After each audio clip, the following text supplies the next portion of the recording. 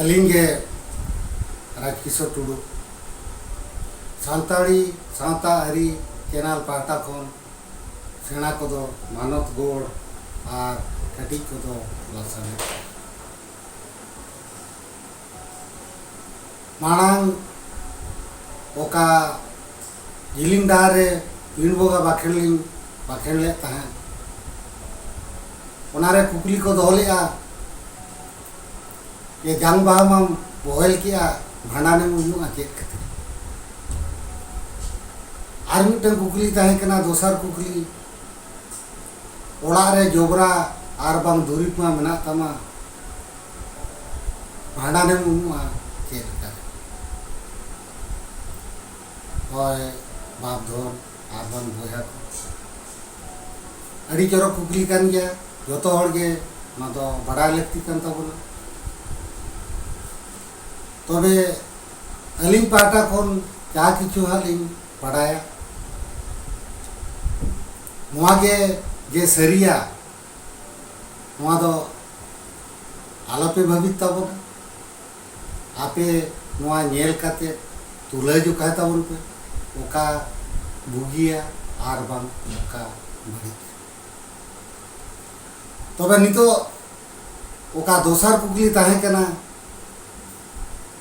ओड़ा रे जोबरा आर बांग दुरीप मा बना तमा भांडाने मुनुआ चेक कर होय नोआ रेना तेला रोड तानो आर पुइलू ओका हा को मेनका जंग बाहम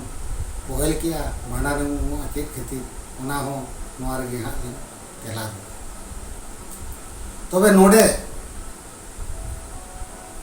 आबो अतुरे आर बांग ओका हा बन मेन सावता बन मेता कना साव साव बन ताहेना ओका ओनागे सावता अतु दिसम रे आबो दो टोला काते मेना बना अतु काते मेना बना मेनखान नोडे आबो अतुरे दो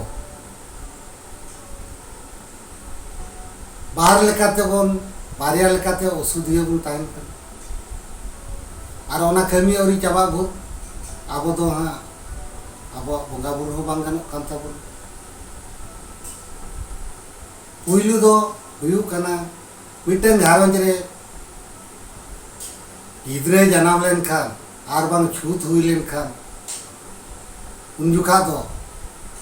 आबो अतु हो छूत कान ताबोन और ओना छूत औरी फेड़ा भूर दो आबो अतु रे बंगा बुरु हो बांग गानोग ताबोना छूत बन फेड़ान परे अब अतु रेना बंगा बुरु तो गानोग मेनखान ओका घारंज रे छूत हुई कना ना छूत माबन फेड़ावेना फेड़ा के आबन अतु बन सिधोयन ताबोना मेनखान ओका ओड़ा रे छूत हुई कना उनको दो औरी को पवित्र गया तीन भूर आको बाको होय रुड़ कना आर बांग को छेटी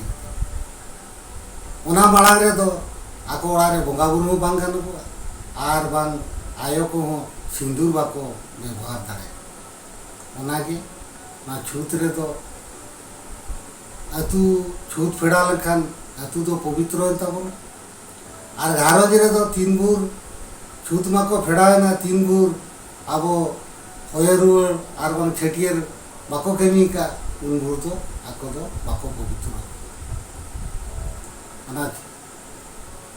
होय रुड़ आर बांग को छेटियर लेना आको ओड़ा रे बंगा बुरु हो गानो ताको आर आयो को हो आबो सिंदूर को व्यवहार करे दोसर दो हुयु कना गोज को अतु रे जहाँ मिद हड़े गोज लेन खान दो ओना अतु दो आबो अपवित्र ताबोना तीन भूर गोज सिम बाबन गिड़ी कोआ उन भूर दो आबो अतु रे बंगा बुरु हो बांग गानोग उनका गे ओको ओड़ा रे को गोज बुरु कना उनको ओड़ा रे तीन भूर भांडान बाको उमुआ उन भूर ako ko oᱲᱟᱜ रे ba ako gharonj re boga buru ho bang ganok takoa ar ayo ko sindur ho bako ବ୍ୟବହାର dareya ar bang bapla re itut sindur ho bang hui dare tobe khani niya barya jinisa mena tabon nᱚᱣᱟ ᱵᱚᱱ ᱠᱷᱤᱸᱰᱟᱹ ᱞᱮᱱᱟ ᱡᱮᱭᱠᱤ ᱜᱷᱟᱨᱚᱸᱡᱽ ᱨᱮ ᱟᱨ ᱵᱟᱝ ᱟᱹᱛᱩ ᱨᱮ ᱟᱵᱚ ᱵᱚᱱ ᱯᱚᱵᱤᱛᱨᱚ ᱢᱮᱱᱠᱷᱟᱱ ᱱᱚᱰᱮ ᱚᱠᱟ ᱠᱩᱠᱞᱤ ᱨᱟᱠᱟᱵ ᱟᱠᱟᱱᱟ ᱡᱮ ᱚᱲᱟᱜ ᱨᱮ ᱡᱚᱵᱨᱟ ᱢᱟ ᱢᱮᱱᱟᱜ ᱛᱟᱢᱟ ᱵᱷᱟᱸᱰᱟᱱᱮᱢ ᱩᱢᱩᱜᱼᱟ ᱪᱮᱫ ᱞᱮᱠᱟ ᱦᱳᱭ ᱵᱟᱯ ᱫᱷᱚᱱ ᱟᱨ ᱵᱟᱝ ᱵᱚᱭᱦᱟ ᱠᱚ ᱱᱚᱣᱟ ᱚᱠᱟ ᱦᱤᱞᱳᱜ ᱟᱵᱚ को ओड़ा रे मन करो मिड हड़े गज गुरेन ताबोना उनी दोबन मिमिटान जगह रे को दोहनेट को आर बार को रापागे को आर मिमिटान जगह रे को तोपाय मेनखान आबो दुरीब जान आर बांग जांग बाहा दो तीन जुखा बन दोहय सारा सेंगेल रे तीन जुखा लोक काना राग गे नेलो काना आर सेंगेल रे दो जहाना जिनिस के लोआ मेड़ेन हो मेड़ेन तोड़ाक कना बिसो हो ओटांगोक कना आर उन्हें जांग बाहा ओका बन दोहयेगा उन जुखा दो उना दो बाबन तोड़ बिचुआक कना सेंगेल लेका अंगरा गे ताहेन कना उन जुखा उना दो बन उरियो तुदेत ते उना दो चेक बन चिकेगा और पुइलु दो दाग ते बन रुबिया इने तायनम सासांग दाते जती काते ओना दुरीब चुका रे बन दोहयेगा आर ओना दुरीब चुका दो आबो ओका रंगबन इदी का मारे सासांग सिपी काते ओना दो बन इलेद एसेदिया ओना चेतान रे मिटन टोपार दुरीब चुका चेतान रे मिटन खापरा ते बन टोपार एसेदिया आर ओंडे भुगे बन दोह काग कना ओंडे दो ना काटकम चारे होएगा उनाते जहाँ लेकारे कारबन तोपाएगा ना काटकम चारे तो चितान सेन उन्हें जो बन जेती किया उना दो आबो दो पवित्र जांग बाहा दो सेंगे रे लो कना आर सासांग दाग ते बन अरुब का जेती काते बन दोह का उना दो पवित्र कता मेनखान आबो ओड़ा होड़ गे बन अपवित्र कना आर बांग असुधिय कना आर अतु हो असुधिय कता गज सिंह बन गिड़ी को खान अतु पवित्र ताबन आबो तीन भूर भांडान बाबन उमुक कना आबो दो अपवित्र बन ताबन नोडे जांग बाहा आदान होड़ को मेनिया दुरीब जांग नोआ दो जबरा कना अलिया बुझे रे दो नोआ दो जबरा दो बांग कना चेदा बांग से आबो मा जति काते बन दोह किया ओना नोंकान जगह रे बन दोहयेगा ये गंज दिसम करे दो आबो बाड़गे कुडम मातकम दारे बुटे रे खाना ला काते ना लातार रे पकड़ा बन दोह किया तापरे ओना चेतान रे ओना दुरीब आर बांग जांग बाहा बन दोह केते हासा बन लगावा इने तायनम ओना चेतान रे आरो बाकला लगाव काते ओना काटकम चारे दो चेतान सेन बन उडुक काते बन तोपा किया आर ओना चेतान रे जनुम बन रंफुआ मा जनुम नोआ बन रंफुआ जे ओना जगह ते दो जहां होड़ को अवसरो आर बांग टंडी जम ओना ठाव रे दो आलो को चला मा जेहेतु ओना दो आबो दो पवित्र काते को ओकोय होड़ नोआ जांग बाहा जबरा आर बांग जबरा आर बांग दुरीब जांग को मेता कना जे आबो तीन जुखा नई तेबन चला कना ओना मांग रे ओना मातकम बुटे खन बन उठके हुईया आर ओना दो बन जेती आबन आर ओकोय को मातकम बुटे रे बाको दोहो का आधान को दो उनको दो ओड़ा रेना गोड़ा दुआ गोड़ा रे उनका सेनेर मेना ओना सेनेर चितान रे सासांग हेदरुम ते तोल काते को लुगड़ी ते तोल काते ओना दो काका का और ओना जगह ते दो कुड़ी हपन दो बाको चलाक चेदा बांगमा ओना दो पवित्र जिनिस कना कुड़ी हपन दो मासरे पे माह खन मोड़े माह धाबी अपवित्र को तान ओना खातिर ते ओना दो बाको जोटेदा जेहेतु ओना दो पवित्र गे ताबन और ओना पवित्र खातिर तेगे आबो दो ओना का मातकम मुटर बन दोले ताने जनुम राफा का ओंडे हो को जिंती अवसर आर बांग जोरिया जों आर बांग जों ओंडे आलो को चलादा सेता को आर बांग तुयु को ओना को जिंती आलो को रुगुर काते आलो को उपकरु ओना खातिर ते ओना दो जनुम राफा काते जुदी जानबाहा आर बांग दुरी को जबरा को मेने ताबोना ओका हिलो नई तेबन चलाक कना इनिलो ओंडे खन उटकाव तुद काते दो बाटी रे बन दूसरे बन जाति रुवाड़ीआ आर जाति काते जात्री बाबा दो ओना जांग बाहा दो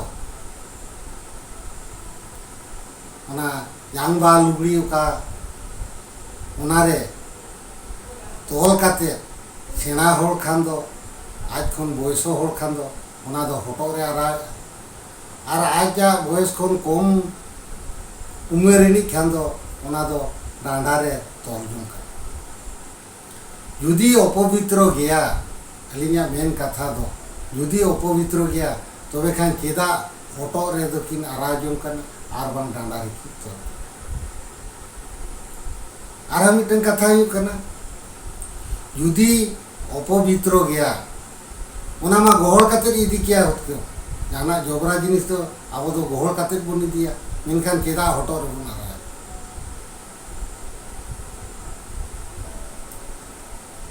आर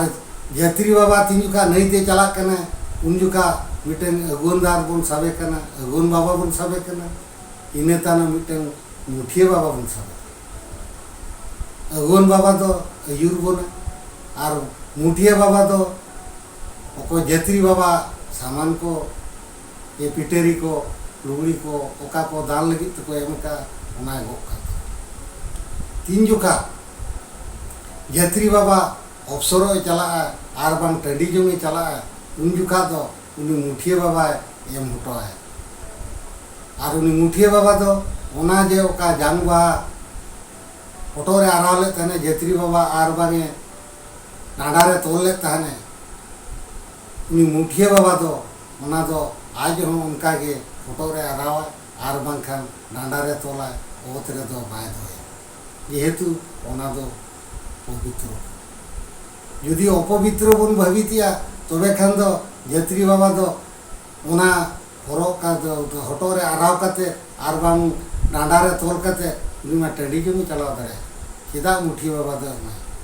आजा अपवित्र जिनिस आजा घारोज रेना आजा ओड़ा रेना अपवित्र जिनिस तो चेदा एटा हड़े गो का कथा आर मिटन कथा कना तीन जुका जात्री बाबा नहीं ते चला कना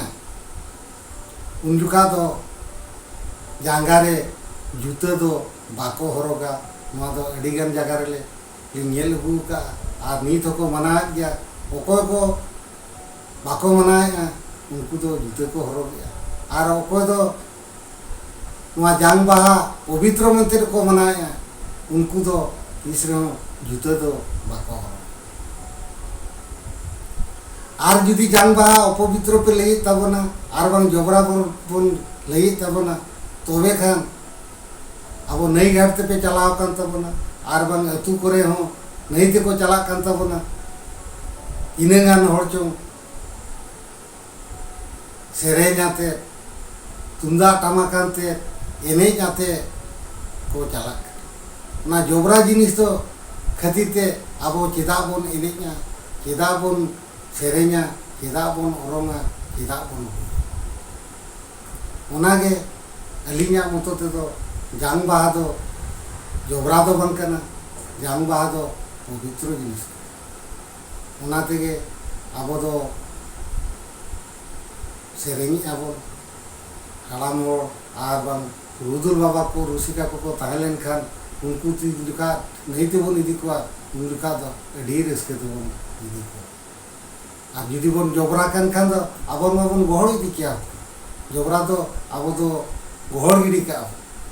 मेनखान चेदा हटर बन आरा ओनाते अलिया मतो ते दो नोआ जांग बाहा दो आर बान दुरिब जांग दो नोआ दो जबरा दो बांग कना नोआ दो पवित्र जिनिस तबे ओने माड़ा रिली लई के जे गोज गुर रे आबो तीन भूर भांडान बाबन उम कना उन भूर दो आबो दो बाबन पवित्र कना आर बांग पवित्र काते चेल कारे नोआ जांग बाहा पवित्र जिनिस दो आबो आराव काते बन इदी ओनाते आबो नोआ जांग बाहा दो पवित्र कान ताबन आर जांग बाहा बोहेल गे हुई कान ताबन मुचे कानी हाड़ाम हड़ को मेना दा तला रे बन जनाम कना आर दा रेगे बन बोहेल मुचे आर मिटन कथा ओडे लई ताबन आबो काराम बन बुगा कान गे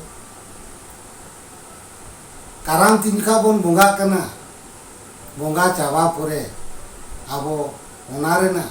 तीनें सामान को ताहेन कना ओना को दो बोंगा तानो मुचेत हिलो ओना को दो जतो सामटाव काते दारे बन बोहेल गिडी काते दारे बोहेल गिडी काते आरो दूसरा दो चेल कारे बन बोंगा उनका गे जांग बाहा बन बोहेल किया ताले दूसरे चेक खातिर भांडान आबो मा दारे बन जन्म लेन ताहे दारे गे बन मोहर बुचिना तबे खान भांडान बुना लगती दो आर नोआ दुरीब जांग दो जबरा दो बान कान ताबो अलिया उयरते नोआ ओका जिनिस लई किया ओनागे आपे आंजोम काते भाबित काते खुशिया खान दो लाइक ताबन पे सब्सक्राइब ताबन पे और कमेंट्स ताबन पे अलिंगे राजकिशोर टुडू सेना को दो मानत को और कटी को दो लासाने जोहार काते वहाँ दो तेहली मुचाद किया।